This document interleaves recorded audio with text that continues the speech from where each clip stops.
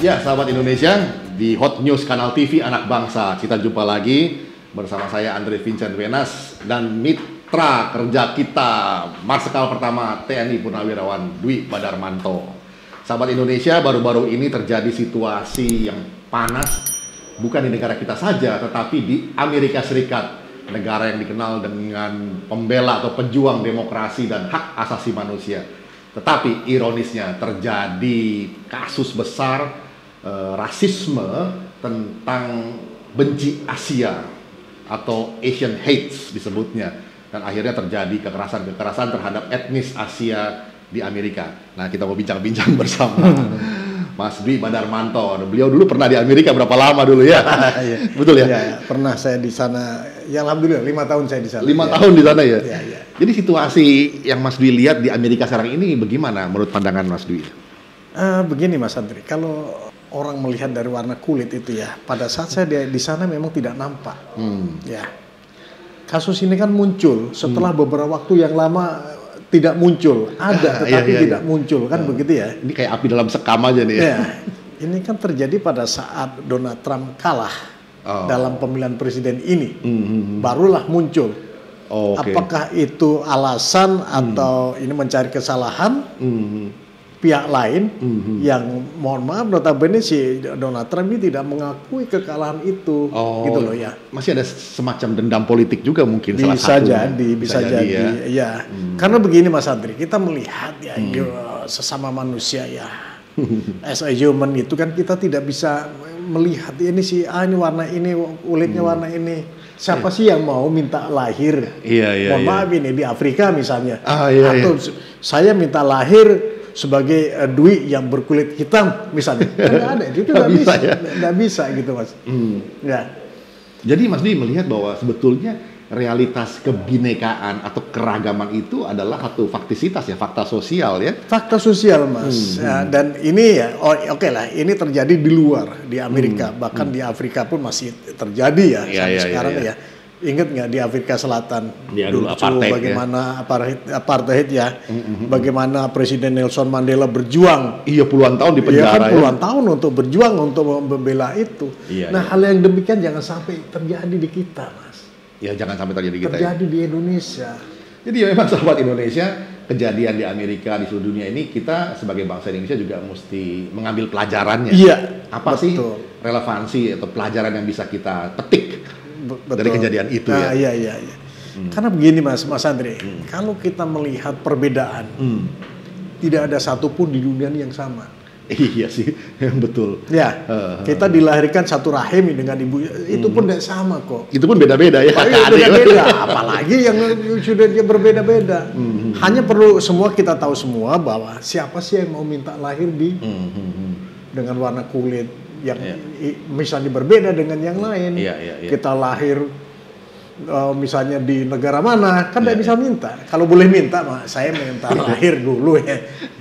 Ya itu sisi pandangan realitas sosiologis kita ya, kenyataan bahwa masyarakat itu memang beragam-ragam. Betul. Tapi ada satu lagi Mas Dwi, peran pemimpin sekarang ini, gitu ya, untuk membangun satu narasi yang juga mestinya kondusif terhadap realitas kebinekaan itu, bukan justru mempertajam.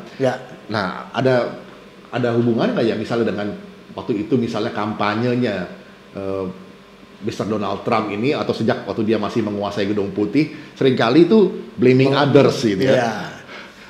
Bentar-bentar yang namanya COVID itu salahnya Cina, RRT, kemudian mengenai kekalahan dagang juga balance defisit, dia selalu kayak ada dendam kesumat gitu ya, karena kalah bersaing sih intinya. Mestinya begini Mas Andri ya, ini pendapat pribadi saya, seorang pemimpin tidak boleh berbicara atas perbedaan itu. Nah itu dia, karena penting pemimpin sekali dimanapun ya, termasuk mohon maaf di Indonesia ini jangan sampai ada pemimpin atau calon pemimpin yang berbicara atas karena perbedaan. Iya, apalagi menggunakan isu politik identitas sempit ini untuk sekedar mendulang suara gitu ya. Nanti mungkin Mas Adri yang di politik ya, masih harus tahu juga ya, harus tahu juga jangan sampai perbedaan-perbedaan itu dijadikan apa namanya senjata. Komoditi politik. Politik.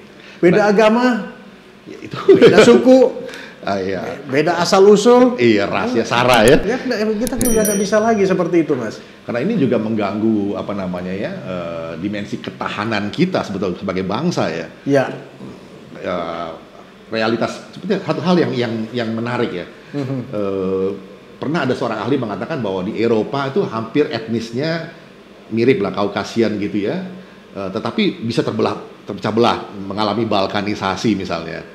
Di negara Timur Tengah juga relatif homogen, tetapi juga bisa mengalami perpecahan. Indonesia ini yang justru beragam-ragam, tetapi malah sampai saat ini masih bisa dipersatukan gitu. Ya. Kenapa tuh? Itulah hebatnya semboyan kita ya, Bhinneka Tunggal Ika. Itulah Dan Pancasilanya dan Pancasila pastinya yang ya, itu yang bisa menyatukan. Tetapi ini juga harus diwaspadai betul. Harus selalu diwaspadai. Harus selalu diwaspadai. Jadi nggak boleh lengah ya, nih. Ya, karena di kebelakangan ini, ya di belakangan ini kan banyak ada kecenderungan untuk memecah belah itu dengan itu. Iya, mirip sebetulnya dengan semboyan Amerika ya. Pluribus unum. Yes. Dari banyak menjadi satu. Ya. Gitu ya. Dari berbagai-bagai perbedaan datang ke Amerika, mereka menjadi satu bangsa. Satu bangsa Amerika. Nah, bedanya dengan atau miripnya dengan Bhinneka Tunggal Ika, kita memang realitasnya banyak. Sudah banyak ini Bhinneka, tetapi kita mengklaim diri menjadi satu bangsa. Ya. 1928. Itulah Sumpah Pemuda. Sumpah Pemuda itulah yang bisa menyatukan. Tetapi ini harus dijaga betul. Harus terus dijaga betul. Ya, itu kata kuncinya sih saya kira. Ini mumpung ini nih Mas Andri. Saya tuh juga nggak enak misalnya ditanya, Dwi, kamu orang apa? Dari mana? Orang hidup. Apakah saatnya? Menurut saya itu bukan saatnya lagi kita bicara itu. Iya. Betul saya orang Jawa, tapi ngomong Jawa saya tidak bisa seperti yang orang yang ngoko gitu. Ya, ngoko sih tahu, tapi kalau ngomong Jawa itu kan ada tingkatan-tingkatan. Iya, ada tingkatan-tingkatan. Kan, di dalam berbicara berkomunikasi pun ada tingkatannya. Iya. Itu saya kalau saya nggak kurang Jawa, tapi nggak bisa ngomong bahasa Jawa dengan baik gitu. Iya. Jadi bahasa persatuannya ya. Ya, mestinya itu. Bahasa Indonesia ya. Mestinya bahasa Indonesia, dan itu harus kita mulai sekarang, Mas Andri juga. Saya nggak mau nanya kalau Mas Andri orang Manado, itu menjadi bibit itu loh. Iya. Nah itu dia sahabat Indonesia, realitas kebinekaan itu ya sudah menjadi satu kenyataan yang kita harus hidupi bersama. Iya. Jadi kalau kita sudah bertekad 1928 itu pemuda-pemuda ya dari berbagai daerah nih ya, Yong Maluku, Yong Celebes, Yong Java segala macam ini ya berkumpul menyatakan bahwa kami putra dan putri Indonesia mengaku. Nah itu dia, itu kata kuncinya. Satu bangsa Indonesia. Itu yang harus dijaga gitu. Dan saran Mas Dwi terhadap apa namanya ya para pemimpin-pemimpin atau calon pemimpin yang mau maju dalam setiap kontestasi ini, bagaimana untuk mendulang suara? Apakah politik identitas ini masih relevan untuk dipakai sebagai alat politik gitu? Terima kasih Mas Andre, sahabat Indonesia. Jadi teman-teman atau para sahabat Indonesia yang nanti akan maju atau terlibat langsung di dalam perpolitikan Indonesia, tolonglah jangan dibawa-bawa politik identitas itu. Udah nggak ada waktunya lagi. Dan kita sudah punya pelajaran berharga ya, dari Amerika, dari negara-negara. Kita juga alami sendiri ya. Kita sudah pernah mengalami di Jakarta kemarin ya. Mau di Jakarta maupun di berbagai daerah juga ya. Berbagai daerah sudah. Iya, betul. Janganlah kita bawa politik identitas itu untuk mendulang suara. Iya. Kemudian masyarakat atau sahabat Indonesia yang lain juga harus smart sekarang, harus sudah mulai pintar. Jangan gampang terpengaruh oleh hal yang seperti itu. Iya.